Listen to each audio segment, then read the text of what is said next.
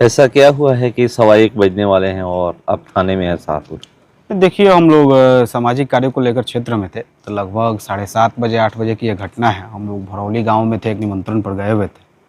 वहां पर हम लोग से पहले ही जो हमारे पिताजी के हत्यारे जिस गिरोह के थे, उस गिरोह के कुछ लोग बैठे हुए थे। फिर हम लोग निमंत्रण देकर जैसे ही निकले हैं अपने गाँव झोलिया जाने के क्रम में, तो उन लोगों के द्वारा हमारी गाड़ी के पीछा करके हवा में और हमारी गाड़ी की तरफ निशाना करके फायरिंग करते हुए उनके द्वारा वो जो कनामेपुर की तरफ जो सड़क जाती है उसके तरफ वो लोग भाग गए थे। उस समय तुरंत हम लोगों ने पुलिस प्रशासन को सूचना दी। पुलिस ने तत्काल कार्रवाई करते हुए जो जरूरी कार्य थे उन्होंने उसको किया। उसके बाद से ही हम लोग आए हैं यहाँ पर थाना में अपनी सुरक्षा को लेकर आवेदन देने के लिए। इसी संदर्भ में हम लोग थाना में आए हुए थे। कब से थाने में आए हैं? करीब करीब हो गया 1-1.5 घंटा। 1-1.5 घंटा? जी। कितने लोग थे, कुछ देखे हैं? उस गाड़ी में तो 4-5 लोग थे। हम्म। अब चूँकि निमंत्रण पे शायद वो लोग भी पहुंचे थे या किस कारण से गए थे, ये तो जांच का विषय है। लेकिन उनकी गाड़ी के द्वारा उन लोगों के द्वारा पीछा करके हमारी गाड़ी के, हम लोग 2 गाड़ी से थे, हमारी गाड़ी को ओवरटेक करके, चूँकि मैं दूसरी गाड़ी में बैठा हुआ था, हमारी गाड़ी में दूसरे लोग बैठे हुए थे, उसको ओवरटेक करके हमारी जो गाड़ी थी उसके तरफ, उसके सामने से फायरिंग करते हुए लोग निकले। कितनी राउंड फायरिंग हुई होगी? ज़्यादा फायरिंग नहीं थी, गाड़ी के अंदर से चूँकि गोली चलाई जा रही थी, तो 3-4 राउंड हुई होगी ज़्यादा से ज़्यादा। मतलब उसके बाद ये लोग निकल गए? हाँ, गाड़ी उसके बाद स्पीड बढ़ाकर कनामेपुर की तरफ, मैंने तुरंत उसके बाद से एसडीपीओ जगदीशपुर, यहाँ पर जो हमारे थाना प्रभारी है, कनामेपुर थाना प्रभारी है, उन सभी को मैंने फ़ोन के माध्यम से सूचना दिया और घटना की जानकारी दी थी। इससे पहले भी कभी ऐसा हुआ था क्या? इससे पूर्व में भी 1-2 बार ऐसी घटनाएं हुई है, जब उस जो नंबर है, जिस नंबर की वो गाड़ी, उसके द्वारा मेरी गाड़ी की पीछा की गई है। पूर्व में मैंने थाना को सूचना दे रखा है फ़ोन के माध्यम से, कोई रिटर्न मैंने नहीं दिया था। लेकिन चूंकि ये घटनाएं बार बार बढ़ रही है और आज तो हद ही हो गई है, हमारी गाड़ी के ऊपर गोली चलाई गई है, तो मैंने इसको लिखित देना उचित समझा। मैंने अपने लोगों से सलाह लिया, उसके बाद से हमने इसको लिखित आवेदन यहाँ पर थाने में दिया। इससे पहले कब मतलब ये ऐसा हुआ? ये लगभग करीब 1-1.5 महीना पहले, फरवरी की घटना है, जब हम लोग एक निमंत्रण पर ही थे, तभी इनके गाड़ी द्वारा हमारी गाड़ी का पीछा किया जा रहा था। उस समय मैंने थाना प्रभारी को और जो संबंधित पुलिस पदाधिकारी हैं उनको फ़ोन के माध्यम से सूचना दिया था और जो भी कार्रवाई थी मैं उसके लिए आग्रह किया था। लेकिन आज उस दिन शायद उन लोग का मन बढ़ गया था कि आज उन लोग हमारी गाड़ी के ऊपर गोली चलाने की भी हिम्मत कर दी। ये वही लोग हैं जो हमारे पिताजी की हत्या में शामिल है।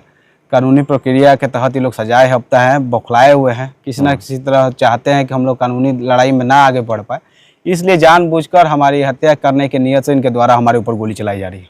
गाड़ी नंबर याद है कुछ? जी, वो भी था, हमने लिखित आवेदन दे दिया है थाने में। ये पुलिस अपने जांच कर लेती है, अब चाहेंगे तो आप थाना प्रभारी से या जो भी संबंधित पुलिस, उनसे आप सारा डिटेल ले सकते हैं। जब आप यहाँ पहुँचे यानी थाने में फ़ोन किए तो क्या कुछ वहाँ लोग थाना जांच ने करने अपना गए फोर्स थे? भेजा, वहाँ पर वो लोग घटना स्थल पर गए थे, जांच जो भी करना था उसको किए हैं, जो भी जरूरी कदम उठाना था पुलिस द्वारा वो उठाया गया है। हमने लिखित आवेदन दिया कि जो ये इस तरह के जितने भी गिरोह सक्रिय हैं और उन पर उचित कानूनी कार्रवाई की जाए। और ये बहुत ही चिंताजनक बात है। हम लोग चूँकि हर दिन क्षेत्र में रहते हैं, लोगों के सुख दुख में शामिल होने के लिए 24 घंटा में हम लोग क्षेत्र में तत्पर रहते हैं। अगर ऐसी घटनाएं हमारे साथ घटती है तो सोचने की विषय है कि हम लोगों के साथ क्या होगा। ये बहुत ही चिंताजनक विषय है। इसको लेकर हम वरीय पुलिस पदाधिकारियों से भी मिलेंगे और जो भी इसमें लोग शामिल हैं उनको उनके किए की सजा दी जाएगी। क्या कुछ मांग भी कर रहे हैं? नहीं, कोई मांग नहीं है। मेरी मांग बस इतनी है कि जो भी लोग इसमें शामिल हैं या जो लोग आपराधिक माहौल बनाने के नियत से इस तरह की घटनाओं का अंजाम दे रहे हैं, उन पर कार्रवाई हो। और पूर्व में भी हमारे, आपको पता होगा कि हमारे पिताजी की हत्या इस गिरोह द्वारा की जा चुकी है, हमारे गवाह की हत्या कर दी जा चुकी है। उस केस में ये सभी लोग सजाए हफ्ता है। मैं पुलिस के द्वारा जो मुझे सिक्योरिटी प्रदान की गई थी उसमें भी लिखा था कि इन लोगों से द्वारा मेरे जान को खतरा है। उसके बाद से निरंतर ये लोग जो जेल में बैठा हुआ अपराधी है हरेश मिश्रा और ब्रजेश मिश्रा, इन लोग के द्वारा इन पे दबाव बनाया जा रहा है, किसी तरह ये किसी भी एन कैन प्रकरण ये लोग मेरी हत्या कर दे। किन पे दबाव बनाया जा रहा है? अपने जो उसके भाई एक बाहर है, बेल पर छूटा हुआ है, तथा उसका बाप जो सजाए हफ्ता था उम्र कैद का, बेल पर बाहर छूटा हुआ है। इन लोगों पे वो निरंतर दबाव बना रहा है कि किसी तरह राकेश ओझा की हत्या कर दी जाए, जिससे उस केस में जो नियमित पैरवी हम लोग यहाँ से लेकर हाई कोर्ट तक करते हैं उसको बाधित किया जा सके। कहाँ गए थे आप? हम भरौली गांव में गए थे, एक धनंजय मिश्रा है, उन्हीं के यहाँ निमंत्रण पर गए थे, तिलक समारोह था। ये भी लोग वहाँ पे गए थे? हाँ, ये लोग अब किस तरह से वहाँ पहुँचे थे, लेकिन ये वहाँ पर थे। वहाँ पे घर पे आप देखे थे? जी, वहाँ पर हम लोग इस लोगों को निकलते हुए बैठते हुए देखे थे। जब ये लोग निकले तो उससे पहले आप निकल गए थे हम या लोग फिर? पहले निकल चुके थे। हाँ, हम उसके बाद हम ये लोग इन आपके को पीछे देखे पीछे तो हम लोग निकले? ज़्यादा देर रुके नहीं, हम लोग निकल चुके। उसके बाद ये लोग पीछे से निकले जी हैं? जी, जब पीछे से निकले हो चाहे जैसे भी निकले हो, हम लोग निकल गए, उसके बाद से हम क्या बताएं। लेकिन इनकी गाड़ी हमारी गाड़ी को, ये जो भरौली से हम लोग उधर जाते हैं कनावेपुर की तरफ, तो एक ब्रह्म बाबा का मंदिर है वहीं पर। गोपीनाथ। हाँ, हम लोग 2 गाड़ी थे, हम लोग हमारी गाड़ी ज़्यादा स्पीड में नहीं थी।